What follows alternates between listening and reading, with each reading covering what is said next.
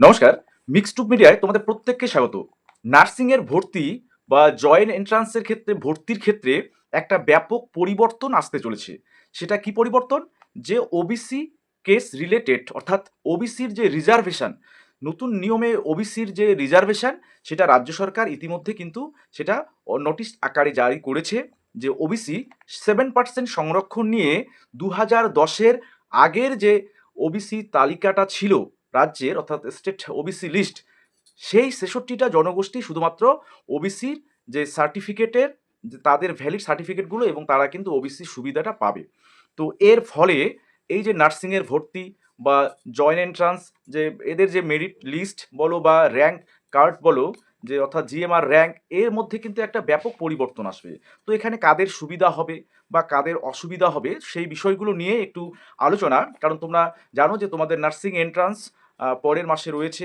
সে জেনপাস Yuji থেকে শুরু করে এএনএম জিএনএম বা তোমাদের জয়েন্ট এন্ট্রান্সের এক্সাম 24 তারিখেই আছে। তো এই বিষয়গুলো একটু আহ, এই দিক দিয়ে দেখলে যে ওবিসিদের ক্ষেত্রে একটা বিরাট যে পরিবর্তন আসলো। তো এর ফলে তোমরা যেহেতু আগেই তোমাদের যে অ্যাপ্লিকেশন ফর্ম অনলাইন সেটা ফিল আপ করেছো এবং সেখানে অনেকেই তোমরা ওবিসি এ বা কেউ ওবিসি বি এই সার্টিফিকেটগুলো বা এই বিষয়গুলো তোমরা উল্লেখ করেছো, অর্থাৎ তোমাদের যে ডিটেলসটা দেয়া দেয়া যেখানে ছিল সেই ডিটেলসে তোমরা কিন্তু ওবিসি এ বা ওবিসি বি দিয়েছো।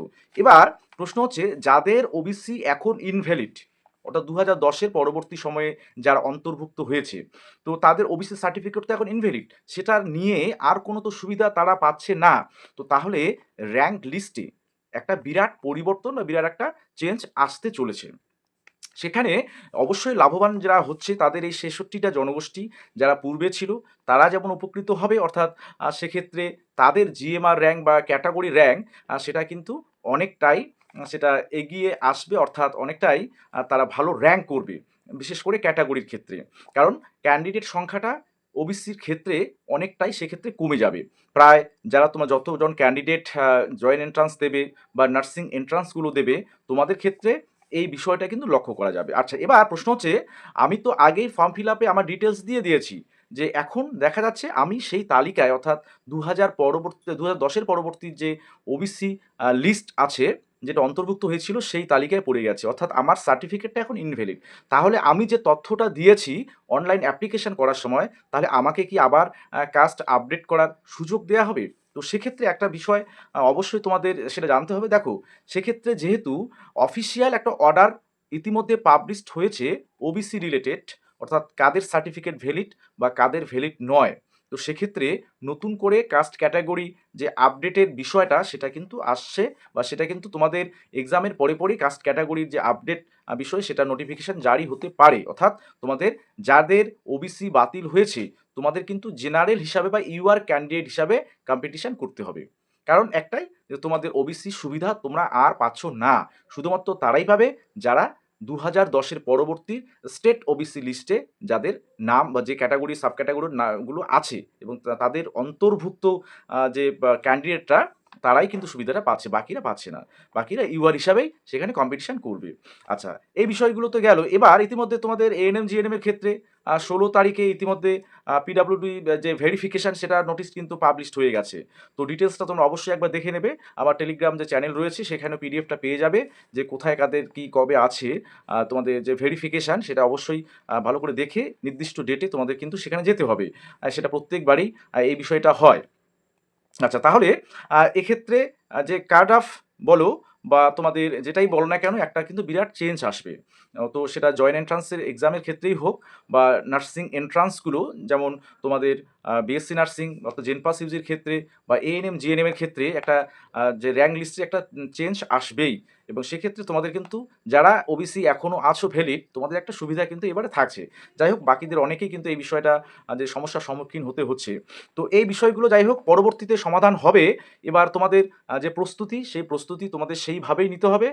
যাদের ওবিসি বাতিল হয়ে গেছে তাদের ক্ষেত্রে তোমরা নিজেদেরকে ইউআর হিসাবে ট্রিট করে সেই হিসাবে তোমাদের কিন্তু প্রিপারেশনটা নিতে হবে।